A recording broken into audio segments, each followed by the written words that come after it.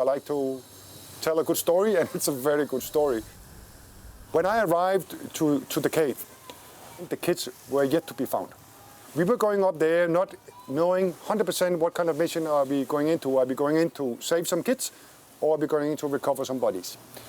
And I think myself and many of the other rescuers, we were probably expecting to find at least some of them not alive.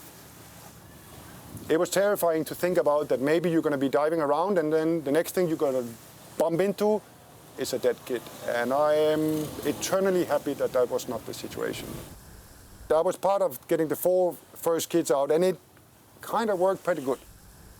I was sitting in the 6th chamber, which is roughly halfway into where the kids were found. Our mission, myself and my dive buddy, was to support the divers and the kids as they were coming out. So we could actually see the diver, or see the light of the diver, way before we can see the diver. And I remember that very vividly. I'm sitting on one of the banks together with my dive buddy, and I can see this glow in the water. I'm jumping into the water. The water is about chest high at this point, and I'm running towards the light. He's dragging something through the water. I know what that is. That is one of the kids. But at this point, I didn't know in what condition the kid was.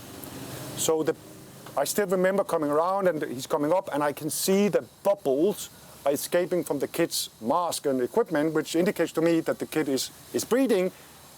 And that was all we needed to know. He's alive, maybe he's injured, maybe something else is wrong with him, but he's alive. I was the last person to leave the cave that night.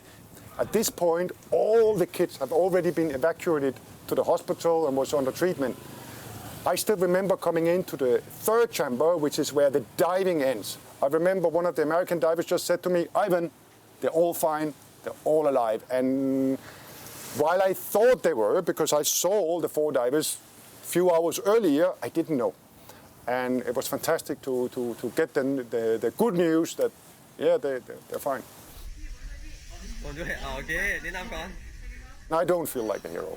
And I don't think any of us do, because we were just doing what we do, not every day, but we were doing something that we all love to do.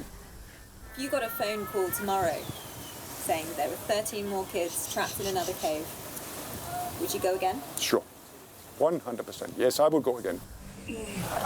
I think the biggest takeaway that I had from this experience is that I learned that absolutely nothing is impossible. If you work together, if you have a mission, and don't forget also a good planning, then you can do everything. Let's now cross over to DW's Florian, who's at the site where this rescue operation was carried out a year ago, and he also covered the story for us. Florian, are the rescues there today to celebrate as well?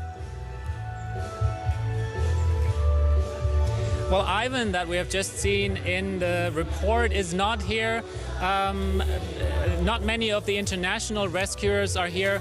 This event today is for the local people, for the thousands of local people that actually helped 1 year ago, also to make this unlikely mission into a success. The ones that are usually not seen in the media. For example, the women that cooked tirelessly food for the rescue divers, for the media people, for everyone who washed the clothes of the divers. The people who ran the electricity generators here. The people that brought in the PVC pipes to actually drain water from the cave. So today is called Humanity Day. It's an event that is supposed to take place every year from now to thank those that are usually not in the prime focus of the media. So many people contributed to this rescue operation, and we can see the celebrations are going on with song and dance. What about the boys who were rescued? How are they? Well, 9 of the 12 boys are actually here today. I've seen them. They seem very fine. They have become almost, well, I would say semi-celebrities. They have toured the world. They have been to a youth soccer tournament at the Youth Olympics in Buenos Aires. They have appeared on a major US talk show. I hear that 5 of them have actually moved to a boarding school in a different city about 200 kilometers from here. So maybe the hype in this very tiny village has become too much for them, but that is only speculation because we can't really speak to them ourselves. They have signed a deal with Netflix, with the streaming giant Netflix. They're supposed to bring this unlikely rescue mission to life on the screen again. We don't know in which form, but since then they're basically mum. They can't speak to the media, so we don't know. But from what it seems, they look fine here. Florian Nusch in northern Thailand. Thank you very much for that.